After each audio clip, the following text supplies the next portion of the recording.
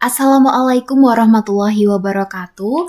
Halo semuanya, kembali lagi dengan aku Windy Astuti dengan NIM 11231630. Di video kali ini kita akan belajar mengenai skala Likert, kemudian nanti kita akan menguji validitas dan reliabilitas. Skala Likert atau Likert Scale adalah skala penelitian yang digunakan untuk mengukur sikap dan pendapat.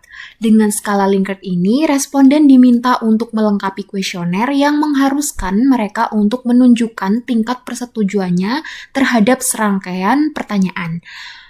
Pertanyaan atau pernyataan yang digunakan dalam penelitian ini biasanya disebut dengan variabel penelitian dan ditetapkan secara spesifik oleh peneliti. Nama skala ini diambil dari nama penciptanya, yaitu Francis Likert, seorang ahli psikologi sosial dari Amerika Serikat. Tingkat persetujuan yang dimaksud dalam skala Likert ini terdiri dari 5 pilihan skala yang mempunyai gradasi dari sangat setuju atau SS hingga sangat tidak setuju atau STS. Nah, 5 pilihan tersebut diantaranya adalah sangat setuju atau SS, setuju atau S, ragu-ragu atau RG, tidak setuju atau TS, dan sangat tidak setuju atau STS. Baik teman-teman, di sini sudah disiapkan. Di sini terdapat kuesioner mengenai dampak media sosial dan terdapat 36 pertanyaan. Kemudian sudah dimasukkan ke Gform dan di sini bisa kita lihat untuk penilaiannya sangat setuju dinilai 1, setuju dinilai 2, ragu-ragu dinilai 3, kemudian tidak setuju dinilai 4 dan sangat tidak setuju dinilai 5. Dan di sini terdapat 36 pertanyaan yang sebelumnya sudah aku jawab ya teman-teman. Nah, ini adalah hasil dari kuesioner sebelumnya ya teman-teman. Dan di sini terdapat 36 responden dengan 36 pertanyaan tadi. Dan di sini terdapat penilaian sangat setuju dinilai 1, setuju dinilai 2, ragu-ragu dinilai 3, tidak setuju dinilai 4, dan sangat tidak setuju dinilai 5. Kemudian di sini ada total pilihan responden. Untuk menghitungnya, kita bisa menggunakan rumus kontif dengan blok semua jawaban responden, kemudian tambahkan kriteria.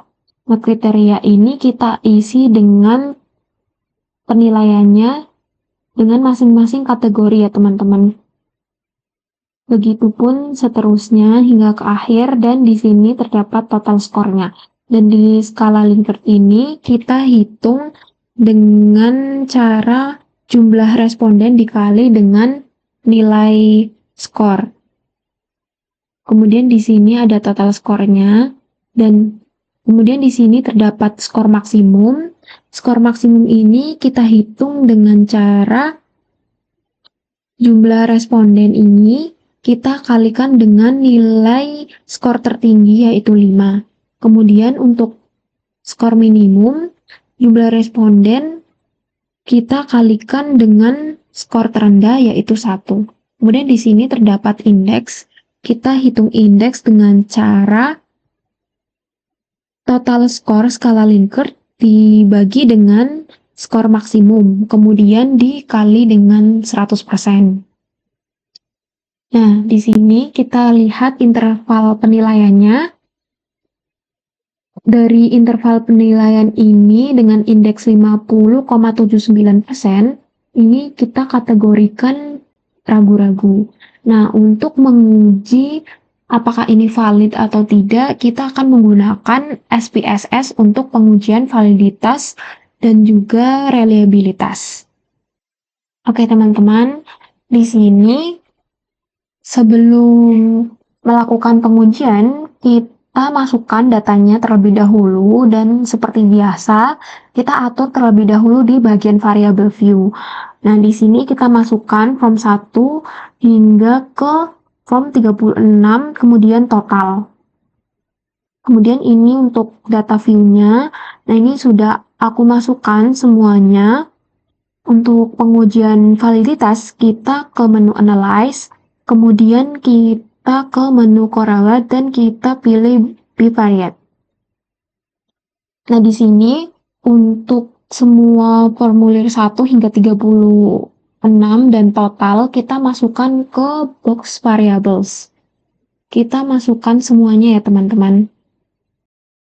Setelah semuanya sudah dimasukkan, kita cek di correlation coefficient ini, kita checklist di bagian percent ya teman-teman. Kemudian di test of significance, kita pilih di one tilde, kemudian setelah semuanya sudah, kita klik OK.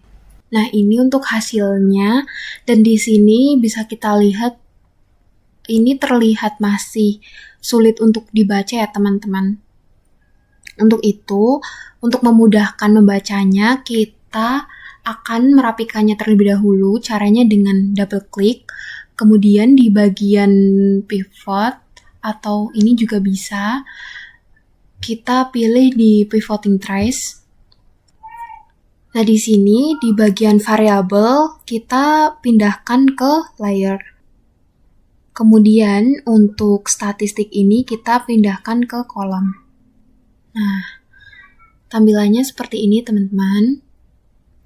Kemudian ini kita atur terlebih dahulu ke bagian total ya. Nah, tampilannya akan jauh lebih rapi seperti ini. Kemudian di sini bisa kita lihat signifikan jika probabilitas kurang dari 0,05. Kita lihat terlebih dahulu di bagian formulir 1, kita nilai dari sig one tilde ini ya teman-teman. Di sini hasilnya adalah 0,003. Nah, di sini berarti probabilitas kurang dari 0,05, maka butir 1 ini bisa dinyatakan valid. Bisa kita lihat di sini yang kurang dari 0,05 hingga ke butir 13. Kemudian di butir 14 ini nilainya adalah 0,133, di mana ini lebih dari 0,05, maka tidak valid. Kita lihat lagi di sini, di butir 15 sampai dengan 17, ini kurang dari 0,05, maka butir ini adalah valid. Kemudian formulir 18 hingga ke formulir 19, ini lebih dari 0,05, maka ini tidak valid. Kita lihat lagi sampai bawah, di sini butir 20 hingga 23 kita nyatakan valid karena probabilitas kurang dari 0,05. Dan di sini butir 24 dinyatakan tidak valid karena lebih dari 0,05. Kemudian butir 25 hingga 34 dinyatakan valid karena probabilitas kurang dari 0,05. Dan butir 35 hingga 36 tidak valid karena probabilitas lebih dari 0,05.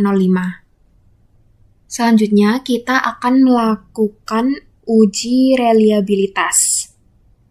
Untuk melakukan uji reliabilitas, kita kembali ke data view ya teman-teman, kemudian ke menu analyze, dan kita pilih scale, pilih bagian reliability analysis, kemudian formulir ini hingga ke total kita masukkan ke box items ini. Setelah semua sudah dimasukkan, kita klik OK. Nah, ini adalah hasilnya. Bisa kita lihat di sini pada bagian case processing summary dan reliability statistik, di mana responden yang diteliti pada kuesioner dampak media sosial yang berjumlah 36 dan semua data tidak ada yang exclude atau dikeluarkan dari analisis. Dengan nilai alpha Cronbach adalah 0,758 dengan jumlah pertanyaan sebanyak 36 butir. Oleh karena itu, kuesioner yang diuji ini memiliki tingkat reliabilitas yang cukup erat atau cukup baik, dapat digunakan untuk penelitian selanjutnya. Baik teman-teman, itulah hasil dari pengujian validitas dan reliabilitas. Semoga video ini dapat bermanfaat. Sampai jumpa di video berikutnya. Wassalamualaikum warahmatullahi wabarakatuh.